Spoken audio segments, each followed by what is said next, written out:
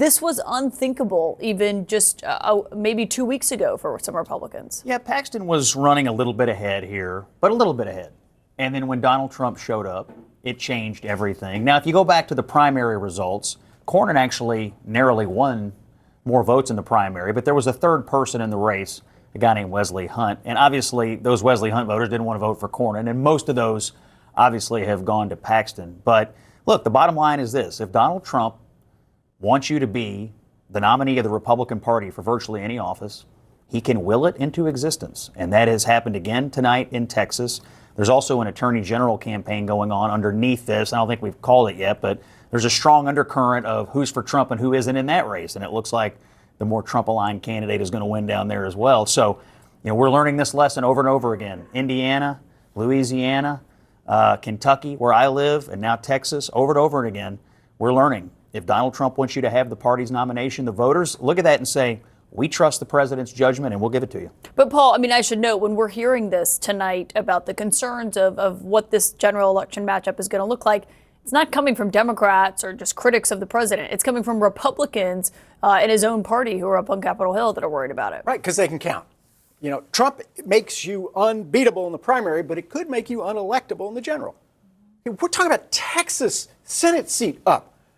King referred to this, and he's generally wrong about everything. He's a horrible person. But he's right about this. My party, Democrats, haven't won anything in Texas in 32 years. They haven't won a Senate seat in 38 years. They haven't won a governorship in 36 years. They haven't carried a presidential candidate in Texas for 50 years. And we're sitting here saying that Texas is up for grabs, in part because the Democrats nominated a very strong candidate, James Tallarico, who in the polling right now is 11 points above water. His popularity is very high. Mr. Trump, beloved by Republicans in Texas, the bloom is off the rose on that. He's underwater, even in my beloved Texas. Underwater, more unpopular than he is popular in the polling. So this is the problem that Republicans are going to have now in a state that all they had to do was fog a mirror and they won Texas.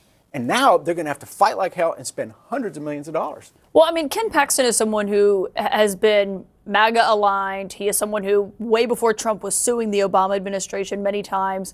He actually, yes, he's been indicted and then had the charges dropped. He was impeached and acquitted. He's never lost an election that he's run, I don't believe, during his political career. But he's also not an establishment type of candidate. What's interesting here is that John Cornyn knows how to fundraise. He knows how to do the things that an establishment Texan would do. Ken Paxton was not able to raise in this race, and he does not have a lot of money right now. I have to admit that tonight, while Tallarico is not on the ballot, my guess is Tallarico will likely raise more money tonight than Ken Paxton will in a red state. And it is interesting because the Republican resources will need to come in heavily in a state like Texas, and those are resources that they're not going to be spending anywhere else. Tallarico is well funded. Tallarico will continue to raise money, but it's interesting to me that now Republicans have to worry about deep red Texas because they have a flawed candidate who does not know how to raise. And you're now seeing that currently play out. All these analysis of this race is sort of the differences between what a Cornyn or a Paxton would look like here. I'm thinking about the differences between Tallarico and literally every other Texan.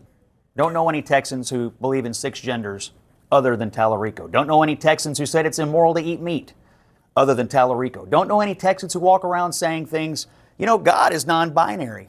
You all are both Texans. Do you know any other Texan who even talks like that? Issues aside, who says these things out loud? When this gets adjudicated, all that money coming in from California and New York, it'll be well spent in Texas. You know what I'm smelling, Scott? Fear. Panic. Fear? Raw, stinking panic. You guys Fear are of on the this. cisgender You guy? are on this. He's more popular than Trump in Texas, brother. Can you explain his position? He cited a biological study. It's not his position. He cited a study. So you're for it. So you believe in You know what cisgenders. I'm not for? I'm not for $6.89 hamburger. Okay, James actually eats beef. Okay, but he can afford to. Most But it's Texans immoral. can't anymore. Now Ken Paxton can because on a government salary, he's become a millionaire. How does that happen? He can afford hamburger. This is what it's going to be about. You want it to be about woke. I want it to be about broke. I want it to Let's be see. about Let's see what. I want it to be let's about. see what- Are you a normal You just person? smell the fear. Are you a normal So person? It's just 6 panic. genders and no meat. What I It's will say terror. is It's terror. They're so afraid. Scott is melting down, but that is like the Republican Party right now. You guys endorsing have the genders is amazing. You have. I'm not endorsing that, and neither Oh. is Tallarico, to be honest. Whoa, with you. whoa, whoa, whoa, But whoa, Let her whoa. make her hold on, point, Scott. I'm not- Let her make her point, let Scott. me make my point. He is an 8th generation white Texas male who loves meat and talks about the cost of living in the state, is appealing to a moderate electorate, including Republicans who don't want to vote for Paxton, and Republicans are running completely scared right now. And I So, think that is just what the for the concern- record, what I will say, neither of hold you on, can define but the I want- gender what- thing. when we're talking about morality and values and stuff like that, you have Paxton here who was married for almost 40 years, and his wife, who knows him the best, ended their marriage on biblical grounds. What does that mean? I'm a Catholic. I will say that either means you cheated on your spouse with a man or a woman, or you went ahead and abused your spouse.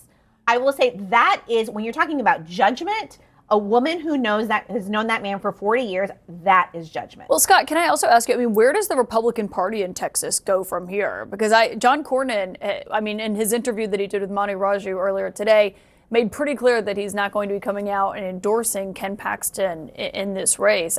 Well, he said he's going to support the ticket. There is a question, voting for the ticket and endorsing it's another thing, but there is a question of how much money MAGA is going to have to spend in this race, is there not? Yeah, I don't disagree. It's going to be an expensive race. I think money will be spent by both sides.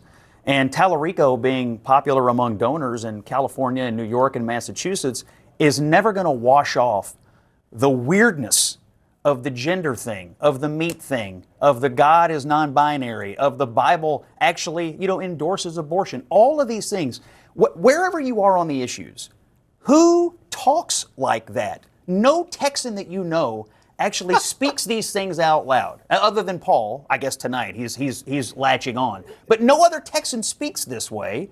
Paxton, he'll speak like a normal person. He'll have positions that But are if he's center, talking about center-right. affordability, to He'll Paul's talk- point, he'll have center. if he's talking about affordability, to Paul's point, is that something that could be more effective with Paxton voters will talk that are about worried about affordability that? when he talks about cutting taxes, rolling back regulations, and creating jobs and How did making Ken- energy prices how low. did That's Ken what he'll Paxton talk become about. A millionaire.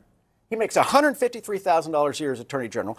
When he became a state official, his net worth, according to his own disclosures, was $175,000.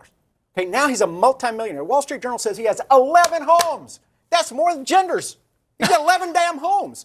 How did he get so rich? To Paul's point, Crooked Ken is what Senator Cornyn calls him. to the question of the Republican Party in Texas tonight, the NRSC, the Senate committee, just put out a statement tonight that does not name Paxton or Yes. John Cornyn in this. It was before the race had been projected, but it just says a state that the president won by nearly 14 points is not going to elect James Tallarico, talking about his positions. But they didn't mention either of the Republican candidates in this race.